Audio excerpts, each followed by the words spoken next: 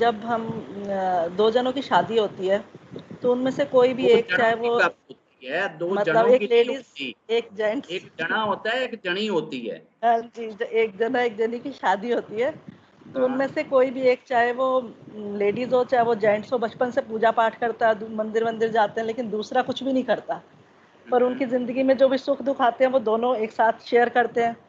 तो क्या तो जो यही सुख तो है उन्होंने वादा किया होता है शादी में, यही तो उनका प्रॉमिस होता है कि यार अब हम दुख भी इकट्ठे देखेंगे, सुख भी इकट्ठे देखेंगे। तो तुसी की अलग अलग रखना चाहते हो? नहीं तो बाबा जी, जैसे हमने एक जना तो बिल्कुल पूजा पाठ कर ही नहीं रहा है, उसको क्या दूसरे का फल मिल रहा है? असल में मेरे बेटे, और यहाँ परेशानियां भी बहुत उसी पे आती हैं बाबा जी जो पूजा पाठ ज्यादा करता है। मेरे बेटे, हम असल में पूजा पाठ को ना हमेशा अपनी लाइफ में सुखों के साथ जोड़ते रहते हैं। प्लीज अपनी लाइफ में सुखों के साथ और फलों के साथ ना जोड़ें पूजा पाठ को। पूजा पाठ को सिर्फ रब के साथ जोड़ें बेटे। यही तो हमने पिछली कथा में भी तो यही चीज ही करी है ना। यही तो बातें हमने करी हैं कि हम छोटी छोटी डिजायर्स को सामने रख के पूजा पाठ करते हैं, और फिर जब डिजायर फुलफिल नहीं होती तो हम कहते हैं कि यार ओहो, रब ने मेरी ये बात ऐसे नहीं सुनी, मैंने इतनी पूजा पाठ करी।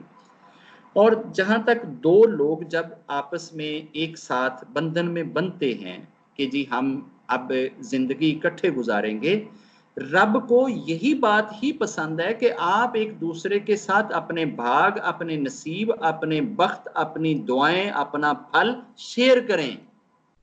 यही तो हम करते हैं। एक घर के अंदर 5 लोग 7 लोग रह रहे हैं, एक बंदे के नसीब बहुत बुरे हैं, उस टाइम उसके भागों में एक वक्त की रोटी भी नहीं है।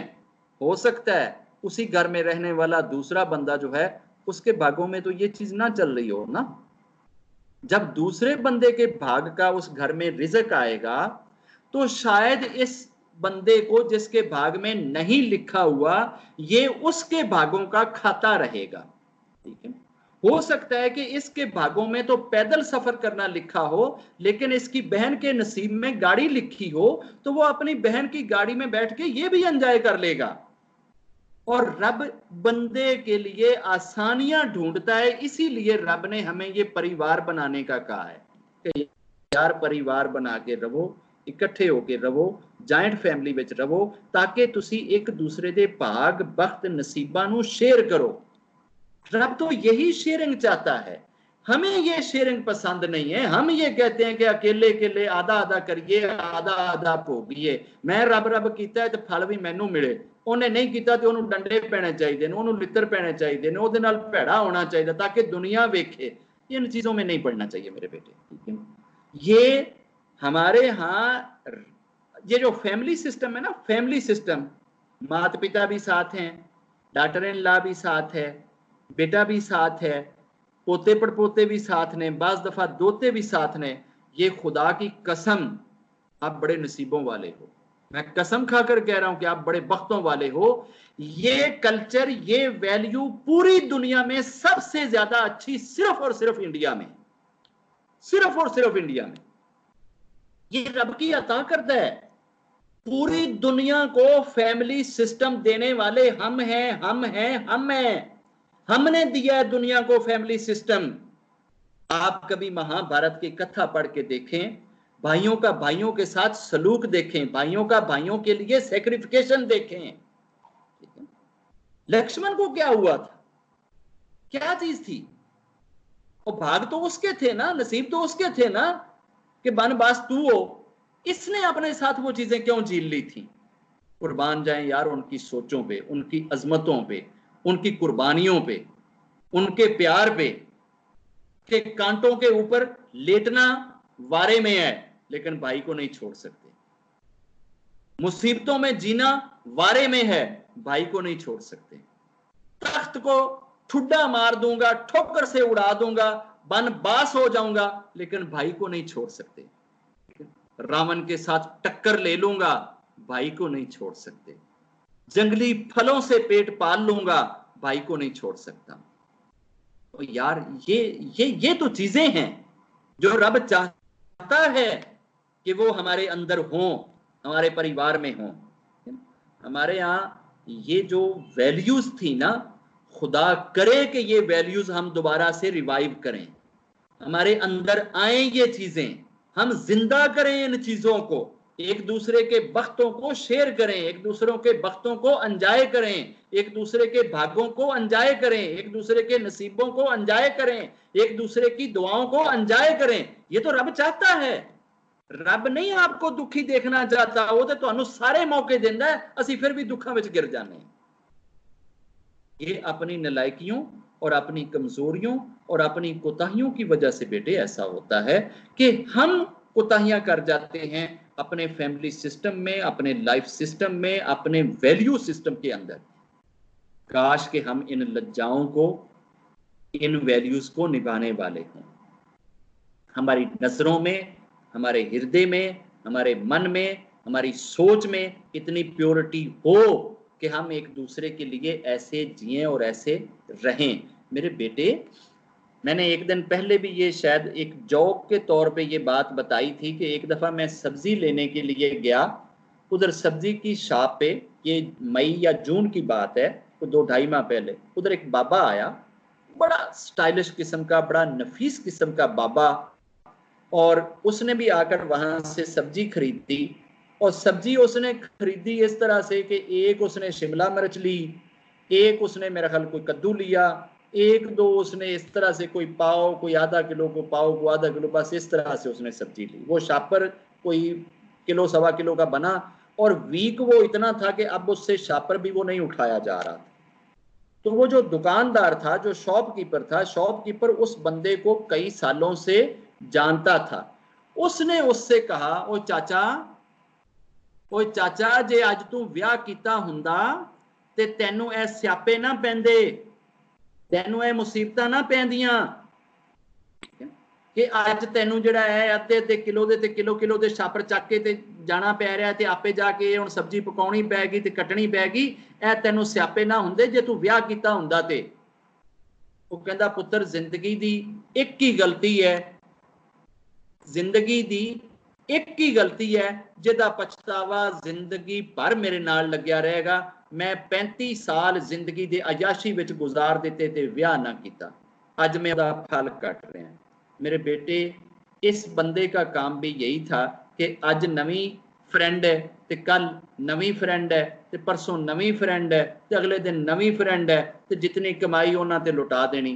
तो ये अपनी कमाइयां जो इस तरीके से लुटाते हैं और अपनी जवानियां जो इस तरीके पे लुटाते हैं, ये उस फल को, उस रस को चख ही नहीं सकते कि जब एक पत्नी बच्चे को जन्म देती है और रब जब आपकी गोद को एक बेटे जैसी नेमत से हरा करता है, तो मां ये कहती है कि पति तू जिथे मर्जी जाके फिर, मैं तेरे घर की भी हिफाजत करांगी, मैं तेरे माल की भी हिफाजत करांगी, मैं तेरी पत्नी की भी हिफाजत करांगी, मैं तेरे बच्चे की भी हिफाजत करांगी। वो अपना सारा कुछ इस भरोसे पे, इस मान पे, इस फेथ पे छोड़कर चला जाता है। ਤੇ ਜੇ जवानी में ਹੋਵੋਗੇ ना तो बैग नाल नाल ਚੱਕੀ ਫਿਰੋਗੇ, कंधे उत्ते ਲਈ ਫਿਰੋਗੇ, ਕਿਸੇ ਦੇ ਉੱਤੇ ट्रस्ट नहीं कर सकते हो कि जिथे मैं 2 आने फालतू रखे वो ही चुक के भज जाएगा। तो पुत्र, ये बड़ा रब का एक फलसफा है इस जिंदगी के अंदर कि जिसमें हमें ये फैमिली सिस्टम नसीब है। अब ये जिस तरीके से हमारे कुछ बच्चे, हमारे कुछ भाई बॉर्डर के ऊपर इस पोजीशन में भी आज भी दुश्मन के खिलाफ लड़ रहे हैं, पीछे क्या होता है? पीछे माएं दुआ करती हैं ना, बाप दुआ करता है ना, बहनें पीछे से क्या करती हैं? बहनें दुआ करती हैं। और पता है कि माँ की दुआ में क्या है, बाप की दुआ में क्या है, बहनों की दुआ में क्या है? बाज दफा वो चीज जो आपको 40 वर्षों में भी नहीं मिलती, एक माँ की दुआ से मिल जाती है। मां जब पीछे से झोली उठाने वाली हो ना, तो फिर तुम्हारे ऊपर कोई उधर से बारिश भी कर दे ना गोलियों की, तो तसल्ली रखो कि एक गोली भी तुम्हें नहीं टच करेगी, क्योंकि तुम्हारी मां पीछे बैठी है झोली फैला के दुआएं करने के लिए। एक किसी महापुरुष के बारे में यह कहा जाता है कि उसको पूजा पाठ का, रब के मनाने का बड़ा शौक लगा, और उसने सोचा कि मैं पूरी रात जो है वो रब का पूजा पाठ किया करूंगा, पूरी दिन अपनी माँ की सेवा किया करूंगा। उसने माँ की सेवा डट कर करी और रात पूरी उसने रब की पूजा करनी, तो फिर भी उसके दिल में ये ख्याल आया कि शायद रब की पूजा अभी भी पूरी नहीं हो रही, शायद इसी वजह से मुझे रब नहीं मिल रहा। तो वो अपनी माँ के चरणों में जाता है और जाकर उधर विनती करते हुए ये कहता है कि माता, तेरा भी ऋण है और रब का भी ऋण है, आप दोनों का मैं ऋणी हूं, आप दोनों को मैं एक वक्त में खुश नहीं कर सकता। तुम ऐसा करो कि तुम अपना या ऋण छोड़ दो या फिर मैं रब का ऋण छोड़ता हूं और मैं सिर्फ तेरा हो जाऊं, मैं तुम दोनों में से किसी एक को राजी कर सकता हूं। तो मां ने कहा, जाओ मैंने अपना ऋण माफ किया, जाओ मैंने अपना ऋण माफ किया, तुम अपने रब को मनाओ। ये आदमी अपने रब को मनाने के लिए बाहर निकल जाता है और जाकर 30 वर्ष तक रब की पूजा करता है। 30 वर्षों तक रब की पूजा कर रहा है, रब का पाठ कर रहा है, रब रब कर रहा है। 30 वर्षों में भी रब नहीं मिला, 30 वर्षों में भी रब नहीं मिला। सोचा कि यार 30 वर्ष गुजर गए ने, रब ते मिलिया नहीं, ते चलो चल के मां दा ते पता करा कि मां किस हाल च, मां दी हालत दा ते पता कर रहा वां, फिर आ जावांगा दोबारा जंगल दे विच। अब ये वापस जाता है मां का पता करने के लिए। तो जब पहुंचता है तो आधी रात का टाइम होता है। आधी रात के टाइम की वजह से दरवाजे से बाहर ही बैठ जाता है कि यार अभी तो आधी रात है, मेरी माँ सोई हुई होएगी, अगर मैंने दरवाजा नॉक किया तो मेरी माँ की नींद खराब होएगी, मैं थोड़ा सा वेट करता हूं, जब सुबह मेरी माँ उठेगी मैं तब दरवाजा खटकाऊंगा। ये बैठ जाता है। जब सुबह का टाइम हुआ, वो पुरानी माएँ थीं जो सुबह के टाइम पे उठा करती थी, अमृत वेले में उठा करती थी और सच्चियां मावां सन, सच्चे मन नाल रब नाल जुड़दियां सी, सच्चे मन नाल कीर्तन करदियां सी, सच्चे मन नाल भजन पढ़दियां सी, सच्चे मन दे नाल जाप करदियां सी। वो मां सुबह उठी अमृत वेले, उन्हें उठ के हाथ मुंह धोता ते कीर्तन करना शुरू कर दिता, जप करना शुरू कर दिता। और जप करन तो बाद मां ने प्रार्थना की। ए दरवाजे नाल कन ला के सुन रहा है। ते मां ने पता है की प्रार्थना की? मां ने प्रार्थना की कि रब्बा मेरा पुत्र तैनू लभन टुरिया होया है, मेरा पुत्र तैनू लभन टुरिया होया है। और रब्बा तू ते 70,000 परदियां दे विच हैगा, भला तैनू कौन लभ सकदा है, तू किथे लभेगा? तेरे उत्ते ते इन्ने पर्दे ने कि लोकी सारी जिंदगी उन्हां पर्दियां नू लांदे रहण ते पर्दे नहीं ला सकते। ते रब्बा मेरा ते भोला जा पुत्र है, वो इन्ने पर्दे किवें लावेगा? रब्बा मैं दुआ करदी हां, तू अपने उत्तों ना पर्दे आपे ही ला दे, अपने उत्तों पर्दे आपे ही ला दे ते ओदे सफर नू आसान कर दे, ओदे सफर नू आसान कर दे ते ओनू मिल जा। ये ना होवे कि वो सफल ना हो सके तेरी तलाश दे विच, ओनू सफलता दे दे। इधर मां ने प्रार्थना की है ते उधर अर्श बरी तक सारे पर्दे उठ गए ने ते सत्या ते नजर पई है ते रब दे दर्शन हो गए ने, रब मिल गया। ते उन्हें क्या, वो चलिया लोका, ओए एवें ही 30 साल खपदा रहा है, यह काम ते मां दी एक दुआ च ही हो जाना सी।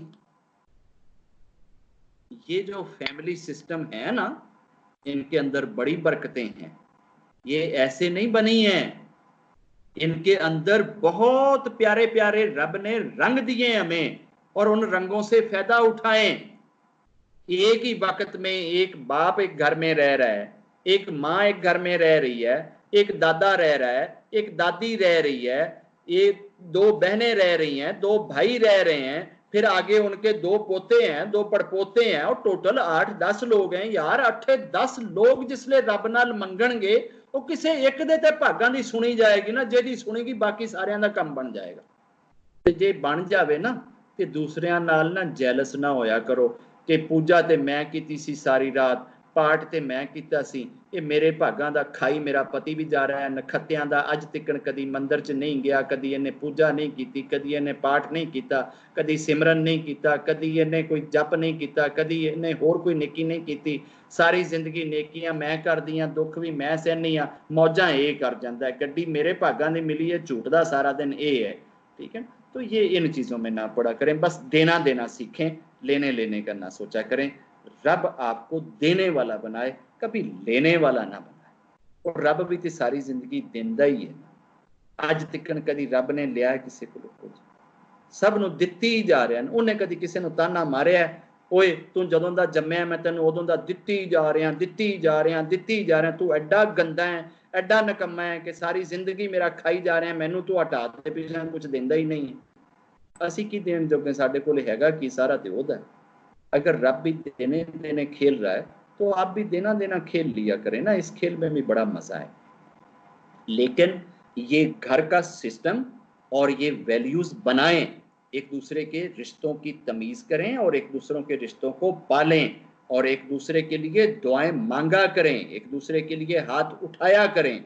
जब आप एक दूसरे के लिए दुआएं मांगना शुरू कर देंगे, एक दूसरे के लिए झोली फैलाना शुरू कर देंगे, तो आपको कभी भी कोई पंडित ब्लैकमेल नहीं करेगा। कभी किसी पंडित के कोलों जाके ਤੁਹਾਨੂੰ ब्लैकमेल नहीं होना पेगा। ये उदों ही होना पेगा जदों तुहाडे घर दे अंदरों वैल्यूज़ निकल जाणगियां, जदों तुसीं एक दूसरे लिए प्रार्थना करना भुल जाओगे, जदों एक दूसरे लिए दुआवां करनियां छड्ड दिओगे, जदों एक दूसरे लिए तड़पना छड्ड दिओगे, एक दूसरे नूं चाहना छड्ड दिओगे। रब करे कि यह चीज़ां साडे सारियां दे घरां दे विच मौजूद रहन। जय गुरु जी।